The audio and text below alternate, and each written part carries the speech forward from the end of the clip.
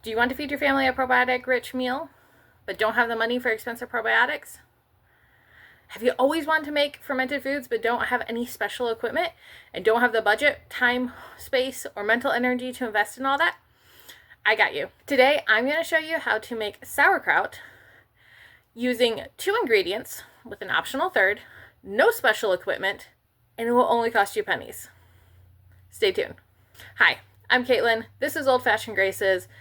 And on here, we talk about all things homemaking, homesteading, and how to be a lady, and how to live a frugal lifestyle. If you want to feed your family super healthy food, but don't have a lot of money, you have come to the right place. Today, we are making sauerkraut. Now, I am someone who did not grow up eating very many fermented foods at all. I even thought yogurt was gross. So I am learning to change my taste buds to like fermented foods.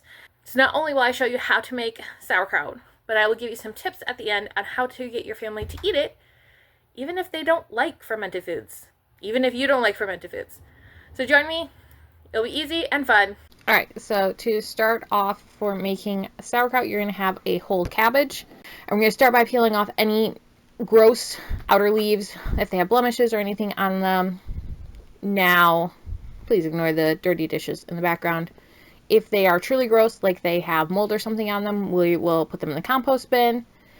If they just have blemishes on them and aren't ideal for fermenting, we will keep them for use later, and that is what we will use instead of expensive fermentation weights. So now we're going to start by chopping up our cabbage into more manageable sections. So like I said, you do not need any special equipment here. You need a knife and a cutting board. You can totally do this all by hand, and I will show you how I do that here. And then you will see that I eventually switch to, I have a hand crank food processor cheese grater thing, which is my personal preference, but you could totally do this, and many times I do this completely by hand with a knife, or you can use a food processor or a cheese grater, but it is totally up to you and what equipment you have. You do not have to make this any more complicated than a knife and a cutting board. I find that if your family doesn't love sauerkraut, your best bet is to make smaller rather than larger pieces. But that is kind of dependent on your family and what they like. The smaller pieces are easier to hide in foods. So once you get your cabbage roughly cut up, you're not going to want to use any of the core, and you'll be able to see what is core and what is not. You will begin your very finely chopping or grating depending on which equipment you're using. And this will take a little bit of time. It's not hard by any means, but it just takes a little bit of time to get all processed. Remember that it is going to pack down way smaller than you ever think it will be. You'll see the giant bowl I have here at the end, and it packs down quite considerably. Sauerkraut does last very long in the refrigerator. However, just know that it will continue fermenting a little bit in the refrigerator. So I only like to do a couple months worth at a time, not like a whole year's worth at a time, just because after a few months it does start to get a bit of a stronger flavor. You do not need to use organic cabbage for this. I am attempting to grow cabbage, but it appears that the insects have got to it, so I don't think I will have actually been successful. I've got to pull mine out of the garden here soon. But you can use just regular old store-bought cabbage. That is what I do. These 2 particular cabbages I happen to get from a farmer's market in our area. But I mean, you do not need anything special. You can also make this with purple cabbage. I just prefer the green cabbage. And then you'll see later on, I also grate in carrot. I just like it. It gives a little bit of extra nutrients, and I just think it makes it a little bit prettier. But the carrot is totally optional. The only thing that you need to make this sauerkraut is cabbage and salt. And then jars with a lid. That is super, super easy. Anyone that tells you otherwise is trying to sell you something. You will see in a little bit the jars I use. I use a mixture of canning jars that I already have and salsa jars from Aldi. We love the Aldi salsa, and the jars are one of my favorite things to use for food storage and food preservation. So we'll just continue chopping. The other thing to note here is that you're not going to want to do this on a surface. You want a clean surface, but not a disinfected surface. So if you've used a lot of bleach or antibacterial products on it, you're just going to want to wash it with a basic mild soap and water, because if there is antibacterial remnants on the cutting board and the knife that you're using, it will not ferment because it'll actually kill off the good bacteria. So that's the one caveat. This is what it looks like with the stuff that I chopped just with a knife. Works great. Now you can see that I'm switching to my, I believe it's called a Kitchomatic. It is a 1950s food processor, hand crank food processor, which I love. It's nothing fancy. It's just like kind of like a glorified cheese grater, and it has separate inserts that you can put in. I just find it's a little bit easier. You're just going to keep going until all of your cabbage is processed. And if you're looking for a content creator that has the perfect aesthetic kitchen, I am not going to be that content creator for you. And if you have any pieces in whatever method you're doing that just didn't chop very well, just chop them up separately and keep going. All right, once you've got all of your cabbage and carrot, if you want to add that into it, you are going to add 1 tablespoon of salt, non-iodized salt. I like using real salt, but you could also use sea salt, Himalayan pink salt, whatever you got, per head of cabbage. So unless you're adding a ton of carrots, you don't need to worry about that. So I used actually a little bit more in here because the one cabbage was quite large. But you are going to add the salt, sprinkle it on top, and then stir it up. I like to let it sit for about 20 minutes and let the salt start doing its thing. You don't have to. You can start kneading it, or in this case, I'm using a pounder that I have for my meat grinder. But you can also just do this with your hands, which is what I do sometimes. This time I just use this, or you could use a potato masher. The goal is to massage the cabbage so that way you're getting all the juices out. So use whatever you have, your hands, potato masher, stomper for something. It works well. If you put the salt on and let it sit for a little bit, you get a little bit more time to, you have to work the cabbage less. You're wanting to go until you can see some standing liquid in the bottom, because you're going to need that liquid in the next step. Next, you're going to take your clean, empty jars, like you have here, and you're going to start filling it. As you fill it, you're going to want to pack it down a little bit. You can do this with your hands, a spoon, or I'm using that same stomper again, but again, use whatever you have. You do not need any special equipment for this. Remember, back in the day, people used to do this in a barrel and stomp it down with their feet. So we will be okay. And you're just going to keep going until it is all the way full. It packs down an amazing amount.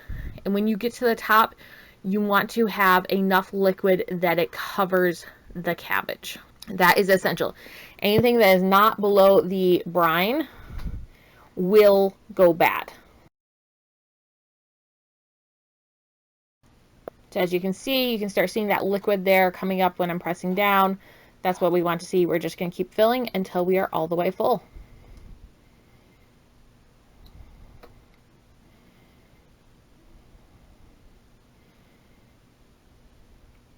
You can do this in whatever size jars or containers that you want.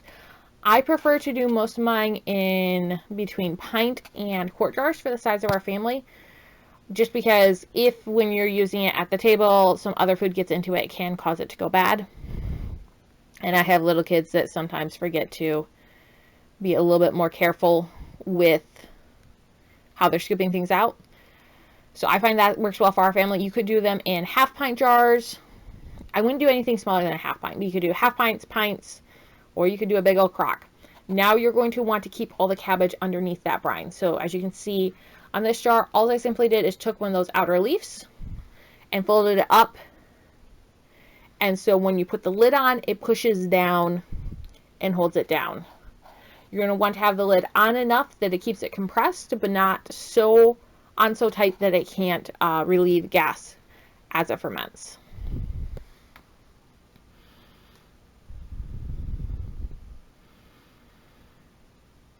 And you're just going to keep filling jars until you run out of jars.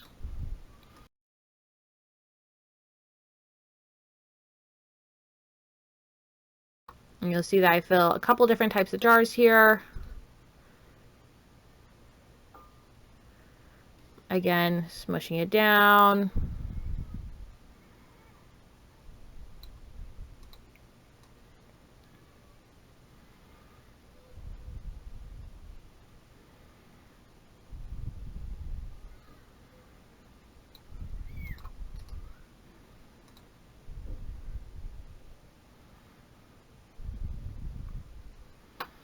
And you can also use pieces of the core to hold it down. You're just looking for anything that will hold down the cabbage that is clean and not gross. If you want to get fancy, you could use a fermentation plate. I have never done that. Another thing is you can take a piece of cabbage and wrap it around a clean rock and put that in to hold it under. Whatever you have. If you have one of those little shaker balls from like protein powders, if it's the right size for your jar, you can use that to pull it down. You'll see here I had to trim the core piece that I was using a little bit and get it just the right shape and size and the amount of sauerkraut in there to get it to work. And then for this one, it's an actual canning jar, so I'm putting on a band and lid. But again, not all the way on. As you fill the jars, you're going to want to put them in some sort of dish that has a lip on it. So I have a baking sheet because I'm doing a lot here. This could be a plate, a bowl. You can do as much or as little as you want at a time. Once you have them all banded or have the lids on them and have them sitting in their container, you're going to want to have them sitting out of direct sunlight on the counter for about 2 to 3 days. You can taste test and see if it's at your desired level of sourness. That is what it looks like as it's ready to ferment. This is all of them. I will check them in 2 days. Once they're at your desired level of sourness, you are simply going to pull off the top part that is holding it under the brine, so that core or cabbage leaf. Tighten the lid all the way down and put them in your refrigerator. And they'll store, they won't go, as long as there's no contamination in there, they won't go bad really. They just get stronger and stronger and stronger and eventually get unedible. But we keep ours in the refrigerator for months and they are perfectly fine.